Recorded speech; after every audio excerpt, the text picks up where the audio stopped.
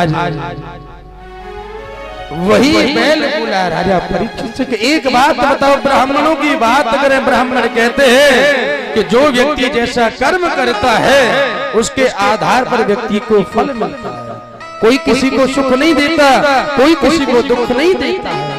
लेकिन राजा परीक्षित ने कहा कि बताओ तो सही, फिर भी मैं उस व्यक्ति को ढूंढ करके उसे सजा दूंगा। वो कैसा होगा? आपकी ऐसी दुर्दशा किसने की है? तो बोल ये मेरी दुर्दशा की है ना, तो कलयुग ने की है। कि कलयुग ने कि हाँ, कि वो कैसा होगा कि खूब लंबा तगड़ा होगा, मोटा ताजी होगा, हष्ट पुष्ट होगा, लंबी लंबी दाढ़ी होगी और काली पट्टी मस्तक पर बंधी होगी, नग्न तलवार लेकर के खड़ा हो और ऐसा व्यक्ति दिखाई देना तो समझ लेना वही कलयुग। आज राजा परीक्षित और उसी को देखने के लिए, ढूंढने के लिए निकल पड़े और ऐसा ही व्यक्ति दिखाई दिया और कलयुग समझ करके और उसे पकड़ने के बाद जब मारने के लिए दौड़े हैं तो वही कलयुग राजा परीक्षित के चरणों में आकर के गिर पड़ा। और जैसे चरणों में आकर के गिरा ना, तो उसी समय राजा परीक्षित को अपने बाबाओं की बात याद आ गई। कौन सी बात? कि शरण में शत्रु भी आ जाए तो उसे हमें क्षमा कर देना चाहिए। तो आज भगवान ने कलयुग को क्षमा किया कि जा, मेरे को बाबाओं की बात याद आ गई और मैंने तुझे क्षमा कर दिया। लेकिन पता है कलयुग ने हाथ जोड़ करके कहा कि महाराज आप ही हमें कोई जगह दे दीजिए, सुंदर स्थान दे दीजिए। तो राजा परीक्षित ने 4 जगह कलयुग को दी कि धोतम पानम स्त्रिय सोना और यत्रास्त्र धर्म चतुर्वद, कि जहां जुआ होता है ना वहां कलयुग का वास होता है। और ये सत्य बात है, जुआ बिना कपट के नहीं होता। अगर सच्चाई से धर्मराज युधिष्ठिर को जीतना चाहते तो जीत नहीं सकते थे, उसमें भी कपट हुआ था। इसीलिए जुए में कलयुग का वास दिया। उसके बाद सुरापान यानी जो व्यक्ति मदिरा पान करता है वहां पर भी कलयुग का वास होता है। आपने देखा होगा जो व्यक्ति मदिरा पान करता है ना, उसको बिल्कुल भी होश नहीं रहता है। आपने देखा होगा मदिरा पान करके जाता है, नालियों में गिर जाता है और पता क्या करता है? नालियों में पड़ा रहता है। कुत्ता आया, टांग उठा करके अपना कार्य करके वो चला जाता है। लेकिन इतना याद रखो कि जो व्यक्ति मदिरा पान करता है उसके सामने हर व्यक्ति छोटा है, चाहे कोई भी क्यों ना हो, चाहे कितना बड़ा अधिकारी आ जाए, चाहे कितना बड़ा संत आ जाए, विद्वान आ जाए, उसके सामने सब छोटे। क्यों? तो उससे बिल्कुल होश नहीं रहता। पता है एक बार क्या हुआ कि राजा की सवारी जब आ रही थी ना रास्ते में, तो आगे पीछे सैनिक और बीच में राजा हाथी पर बैठा हुआ था और एक मदिरा पान करके व्यक्ति सामने दिखाई दिया। और उस व्यक्ति ने सैनिकों से कहा कि एक बात बता भाई, अपने राजा से पूछ कि तेरा राजा हाथी बेचेगा कि नहीं बेचेगा। और सैनिक ने राजा से कहा कि महाराज ऐसी ऐसी बात है और ये हाथी खरीदने की बात कर रहा है, क्या करना चाहिए? तो उसी समय कहा राजा ने कि इस समय आप इसको पकड़ करके हमारे कारागार में डाल दो और प्रातः काल होते ही हम इससे कहेंगे कि भाई मैं हाथी बेचना चाहता हूं, तू हाथी खरीदेगा कि नहीं? तो सैनिकों ने उसे पकड़ करके पता है क्या किया? कारागार में डाल दिया और डाल करके उसे रात भर मच्छरों ने काटा, रात भर मच्छरों ने काटा। और कहते हैं मैंने पहले भी बताया था कि ये जो नशा होता है ना केवल 2, 4, 5 घंटे का, और ज्यादा करोगे ना तो शाम को पियोगे सुबह तक उतर जाती है।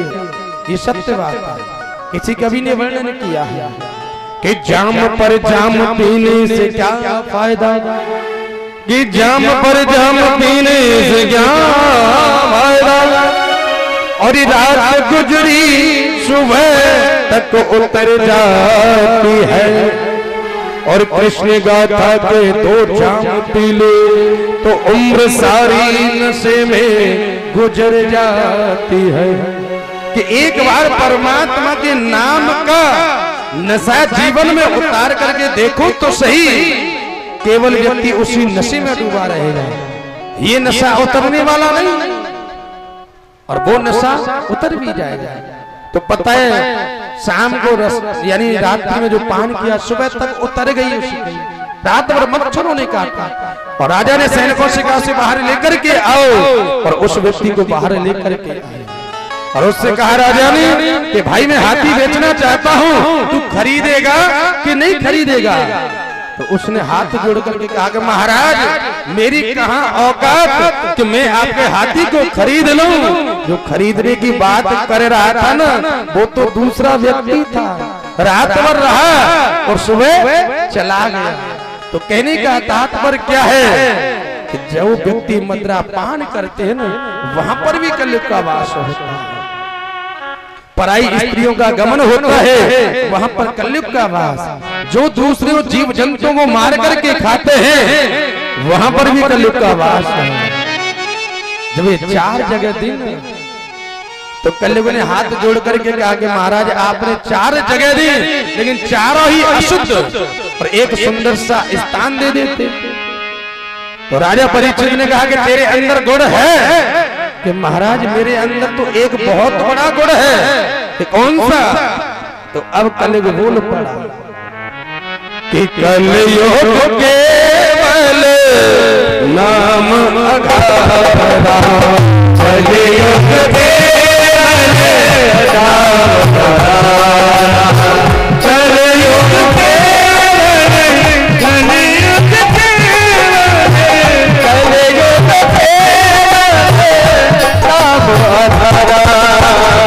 तो मेरे समय तो मेरे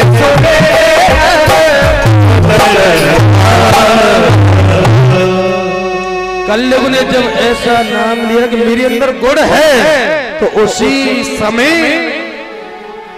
जब गुण बताया तो उसी समय राजा परीक्षित को दया आ गई और कहा कि आज मैं तेरे को एक स्थान देता हूँ कि आज से तेरा सोने पर वास होगा।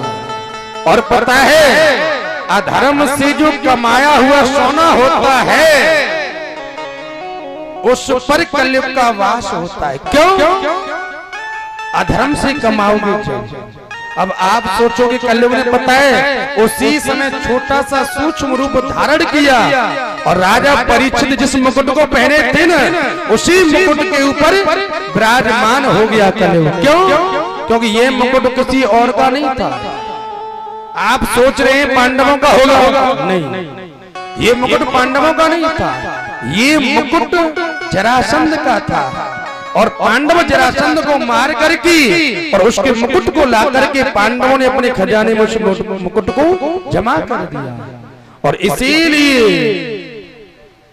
यानी कलयुग उस सोने के मुकुट के ऊपर विराजमान हो गया। अधर्म से कमाया हुआ जो सोना होता है उस पर कलयुग का वास होता है। कहते हैं कि एक गांव के अंदर एक व्यक्ति के यहाँ दूध का कार्य होता था। और पता है दूध का कार्य होता ना तो पता है पत्नी क्या करती कि पतिदेव 10 लीटर कड़ा करके लाए तो पत्नी 20 कर देती, पतिदेव 20 लाए तो पत्नी 40 कर देती। कैसे? कि दूध में पानी मिला मिला। पति ने बहुत समझाया कि देखो देवी दूध में कभी भी हमें पानी नहीं मिलाना चाहिए, ये पाप है। पत्नी ने कहा कि देखो स्वामी ये मेरी एक्स्ट्रा की कमाई है, आप अपनी कमाई से मतलब रखो, कोई बात नहीं। उसने दूध में पानी मिला मिला करके धन एकत्रित किया और धन एकत्रित हो जाने के बाद एक सुनार की दुकान पर गई और पता है नाक का फूल लेकर के आई सोने का। और पता है मछली की आंख जैसा हीरा उसमें लगवा लिया और उसे लेकर के पति को दिखाया कि देखो मैं सोने का फूल लेकर के आई। पति ने कहा कि तू जाने तेरा काम जाने। तो पत्नी ने कहा कि एक काम करो स्वामी, हमें काफी समय हो गया और हम गंगा स्नान करने के लिए चले।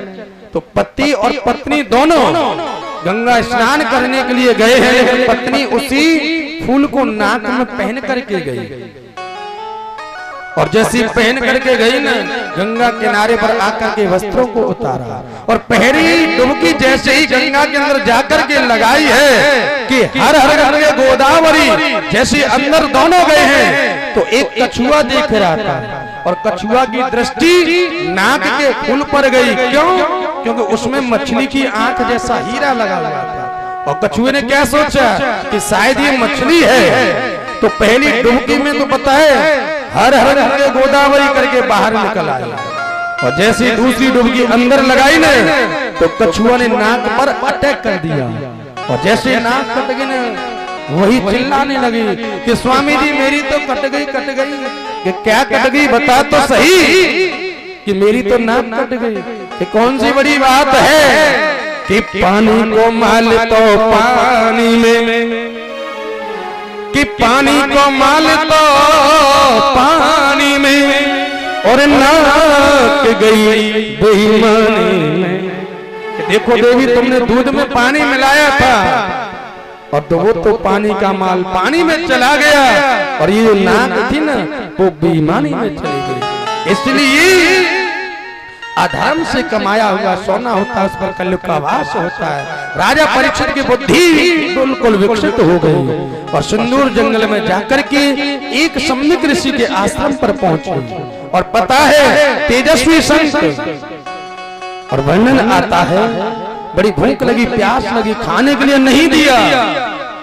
तो राजा परीक्षित को क्रोध आया और बगल में देखा तो एक तक्षक सर्प मरा हुआ था और सम्यक ऋषि के गले में डाल करके और राजा परीक्षित प्रस्थान करके चले गए। लेकिन सम्यक ऋषि के पुत्र श्रृंगी ऋषि लौट करके आकर के देखा कि मेरे पिता के गले में मरा हुआ सर्प किसने डाला, ऐसा कार्य किसने किया। सबने कहा कि राजा परीक्षित आए और उन्होंने अपने पिता के गले में मरा हुआ सर्प डाला।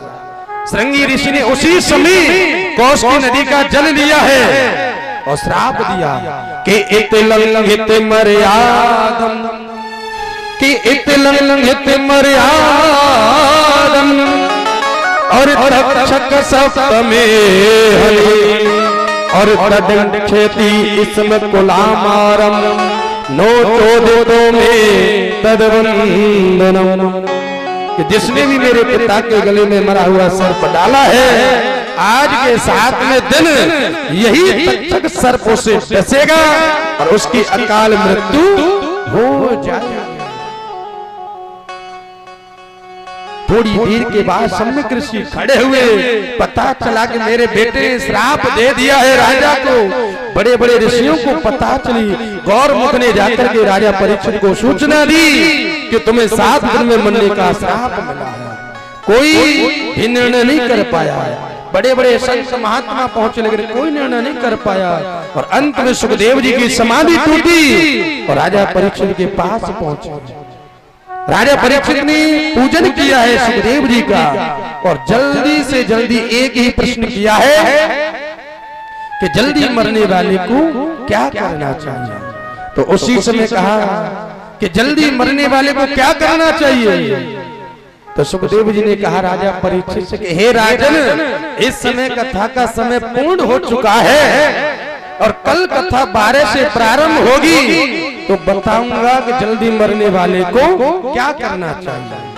तो आज की कथा का हम यहीं विश्राम करते हैं, क्योंकि कथा बहुत सारी रहती है। 5 घंटे के लिए फिर भी कथा के लिए कम पड़ जाता है और कोई एक आध प्रसंग छूट जाए ना, तो फिर भी ये होता है कि कुछ लोग कहते हैं कि ये प्रसंग छोड़ दिया, ये हो गया। लेकिन जहां तक है जो भी गुरु का प्रसाद दिया हो ना, आपको जरूर जो भी होगा अपने पास श्रवण आपको कराया जाएगा, जो भी गुरु ने दिया है। लेकिन फिर भी यह परमात्मा की कथा हर अनंत, हर कथा अनंत है और हमारा केवल एक ही भाव रहता है कि जिसको हम कह रहे हैं, जिसको हम बोल रहे हैं, सबसे पहले उसको पूर्ण करना चाहिए। अगर बात करो ना संसार की, तो बहुत सारी ऐसी बात है कि हम किसी बात पर भी बोलने लग जाए ना, तो कहते हैं 2 घंटे भी निकल जाएंगे। दृष्टांत भी ठाकुर जी की कृपा से हंसने वाले भी कुछ लोग कह रहे थे पंडित चुटकुला सुना दिया कर। अरे हंसने के लिए तो बहुत सारी चीजें हैं, लेकिन ये जो भागवत है ना, इसकी भी एक मर्यादा होती है, ये सत्य बात है। लेकिन लोगों ने क्या किया है, इस भागवत की मर्यादा को बिल्कुल खत्म कर दिया आज के समय। लेकिन इसकी मर्यादा यही है कि जो भी है यानी भागवत से ही लिया जाएगा।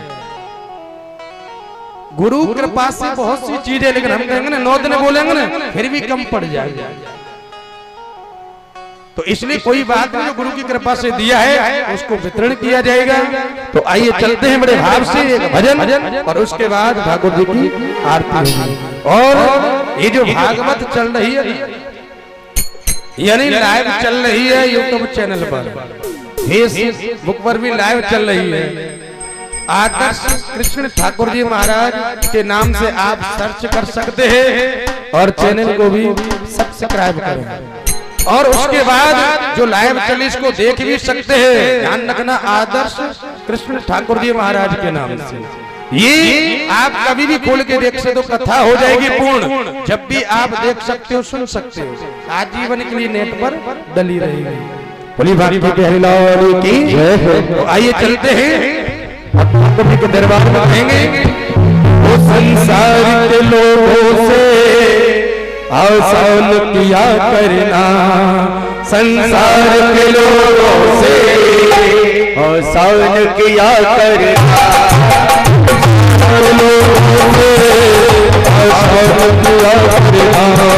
संसार के लोगों से आसान किया करना, के लोगों से आसान किया करना, संसार के लोगों से आसान किया करना। कोई नहीं सुना सिया राम कहा करना, कोई नहीं अपना सिया राम कहा करना, संसार के लोगों से आसान किया करना, संसार के लोगों से आसान किया करना। के समंदर में तूफान भी आते हैं, के समंदर में तूफान भी आते हैं, जो प्रभु को भजते हैं प्रभु आप बचाते हैं, जो भजते हैं प्रभु आप बचाते हैं, वो आप ही आएंगे किया करना, प्रभु आएंगे किया करना।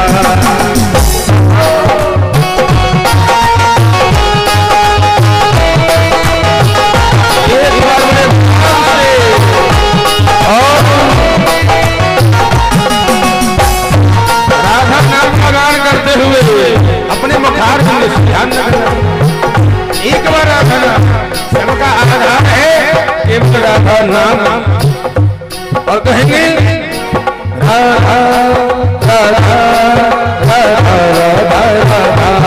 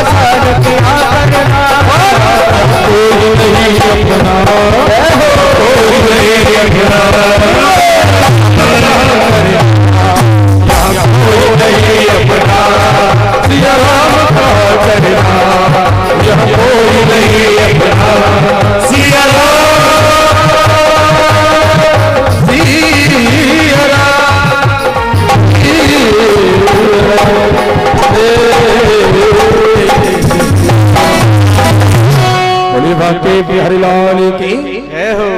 और बड़े भाव से अब इस सभी भक्तों आरती के लिए खड़े हो जाएंगे और अपने यथास्थान पर ही रहेंगे, आगे कोई नहीं आएगा। वहां जहां बैठे हैं वहीं खड़े रहे, वहीं खड़े हो जाएंगे, आगे कोई नहीं आएगा।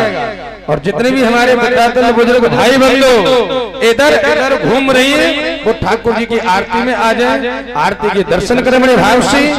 जो भी इधर उधर बैठे हैं सभी आरती में आ जाए। एक यजमान जी को थाली दे देना और एक समस्त जितने भी श्रद्धालु भक्त हैं उनको दे देना।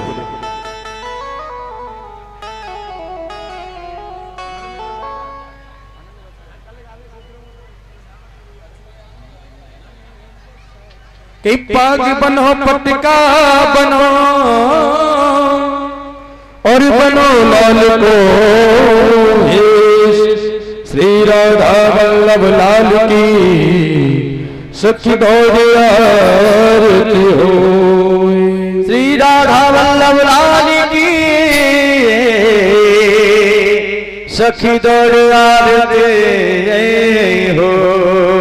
श्री सब कुछ दीना आपने मैं भेंट करो जना धनुष भेंट मैं जोड़ो दीपक प्रगटो नंद घर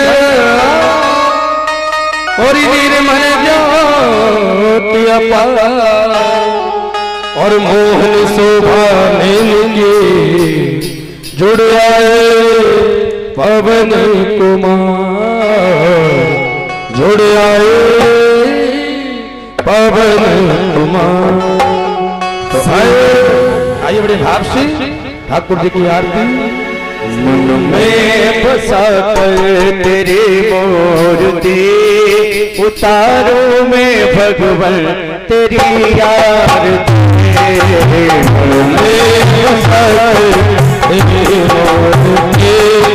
उतारो भगवन तेरी आरती। बसा कर तेरी मूर्ति उतारो में भगवन तेरी आरती। उतारो में भगवन तेरी आरती। उतारो में भगवन तेरी आरती। उतारो में भगवन तेरी आरती। उतारो में भगवन तेरी आरती।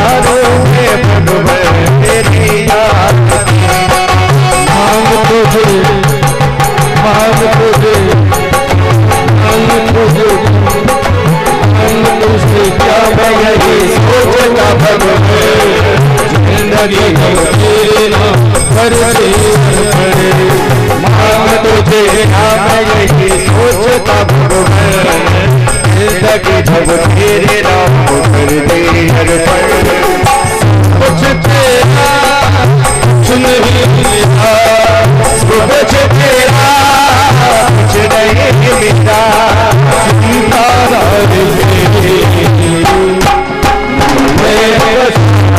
तेरी वोट थी उतारों में भगवान तेरी याद थी अरुण भगवान तेरी याद थी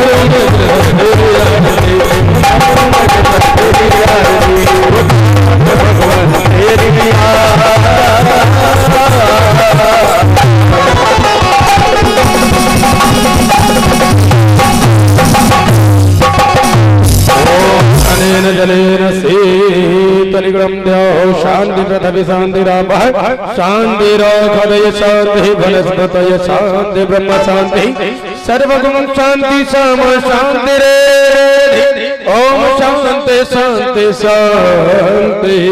सभी भक्तों ने हाथ जोड़ करके प्रार्थना कर लीजिए बड़े भाव से। जिन्होंने आरती न की हो सबकी स्वीकार हो जाएगी। हरि जगने जगनेमय जंत देवा स्थाने धर्माणि प्रथमान्या सन्नते हनकं महिमाना सचंदर पूर्वे साध्यः संत देवा हरि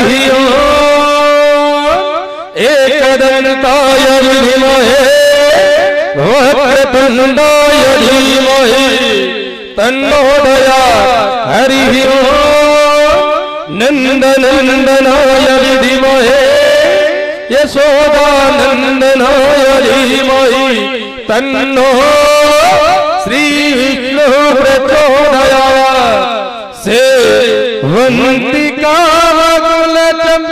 कपाटलाते पूर्ण गजाति करवी रसाल प्रवाल दोलवी दलमंजरे पंपोजया में प्रसीद नाना सुगंध पुष्पाणि यथा कालो भवार्ज पुष्पांजलिर्मया दत्ता